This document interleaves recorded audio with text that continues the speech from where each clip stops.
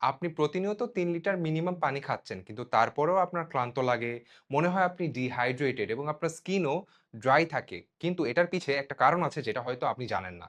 আপনার বাসায় যে দামি ফিল্টারটা আছে সেটার পানি কিন্তু আসলে মৃত বা ডেড ওয়াটার বলতে পারি। এই ফিল্টারটা আপনার পানি থেকে ময়লা ঠিকই পরিষ্কার করে ফেলে, কিন্তু এর পাশাপাশি আপনার পানি থেকে জীবন কেড়ে নেয়। আমি পানির জীবন বলতে বোঝাচ্ছি পানির মধ্যে যে মিনারেলস, এবং এই ন্যাচারাল মিনারেলস এর মধ্যে অন্যতম হচ্ছে ম্যাগনেসিয়াম এবং পটাশিয়াম, যেটা এই রিভার্স অসমোসিসে বের হয়ে যায়। অ্যাকর্ডিং টু সায়েন্স আপনার সেল বা কোষগুলো কখনোই পানি একা একা অ্যাবজর্ব করতে পারবে না যদি না সেখানে মিনারেল, এই পটাশিয়াম এবং ম্যাগনেসিয়াম প্রেজেন্ট না থাকে। কারণ এই পানি সেলুলার লেভেলে অ্যাবজর্ব করা হচ্ছে একটা ইলেকট্রিক প্রসেস। আপনি ঠিকই পর্যাপ্ত পরিমাণ পানি খাচ্ছেন, কিন্তু আপনার সেলগুলো তৃষ্ণার্তই থেকে যাচ্ছে।